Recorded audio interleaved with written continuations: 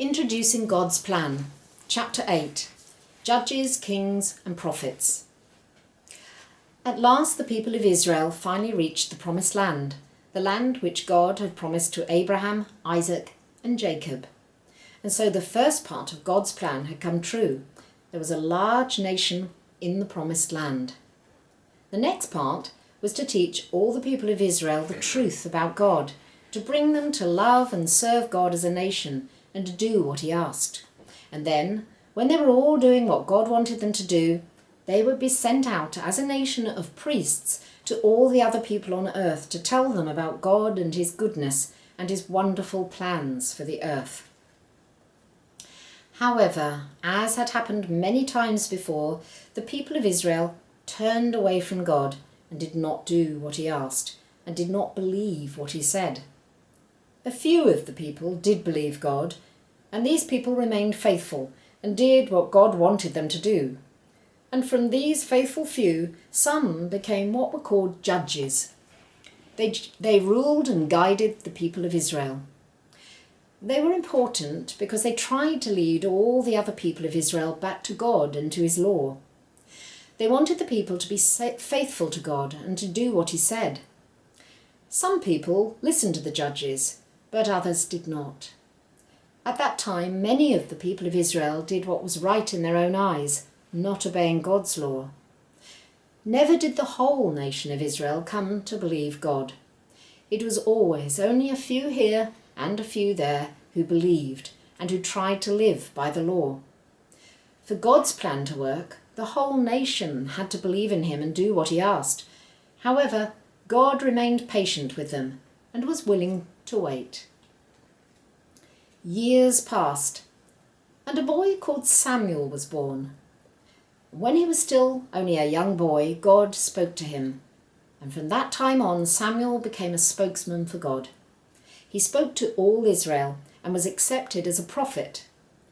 A prophet was a person who was chosen by God to tell everyone else about God and what he was planning to do. Sometimes prophets told the people what was going to happen in the future. Sometimes prophets explained what was happening right there and then. Sometimes prophets reminded people what God had done in the past. Like the judges before him, Samuel guided the people of Israel. Samuel had 2 sons, but they did not follow the word of the Lord like he did.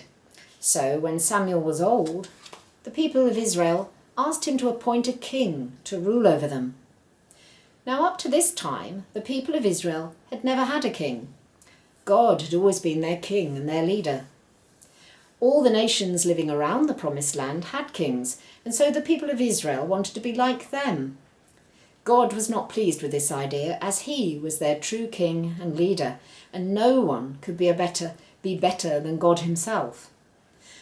But the people of Israel wanted a man as their king and leader on earth, so that they could be ruled over. And they wanted someone they could see to lead them into battle against their enemies. And so although God was not very pleased with this idea, he allowed them to have kings to rule over them because it was what they wanted. He also had to let them learn by their mistakes. God warned them they were not like their kings when they got them, and that God was the only king who could be fair and just and good and loving all of the time. God chose a man called Saul to rule the people of Israel and to be their first king.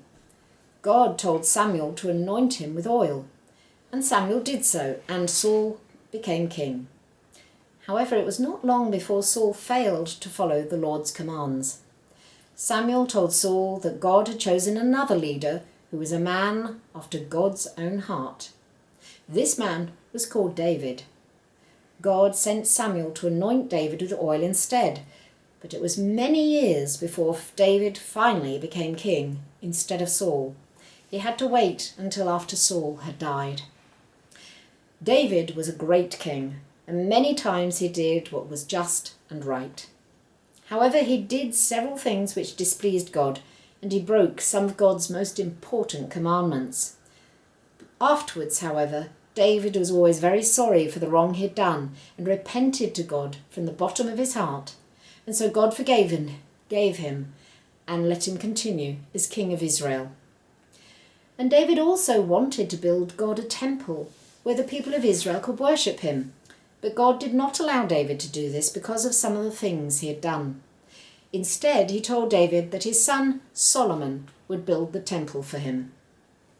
And so after David died, Solomon became a great king in his place. Solomon also believed and trusted God, and God was very pleased with him. In fact, God was so pleased with Solomon when he was a young man that he allowed him to ask God for whatever he wished. And so Solomon, rather than asking for lots of money and power, asked for wisdom. And as a result, Solomon became the wisest ruler who had ever lived on earth. Even so, Solomon still sometimes did things which God was not pleased with. But when Solomon was truly sorry for the wrong he had done, God forgave him. There were many other kings over the people of Israel, and some of these were good and tried to do what God wanted, and others were bad and did not bother about God and his law. And even the good kings, as we've seen, still did some things which God was not pleased with. And this is because everyone who has been born since Adam is born with a character which always has some bad in it. And this is called a sinful nature.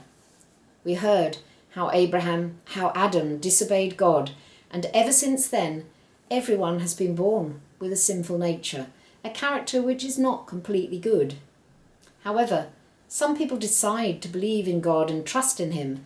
They try to be obedient and try to follow him, and these people please God. Other people decide they will not believe in God nor follow his ways. These people allow the bad part of themselves to grow, and as a result, they do not please God. God looked down upon the earth and saw that some of the kings were good and some of them were bad.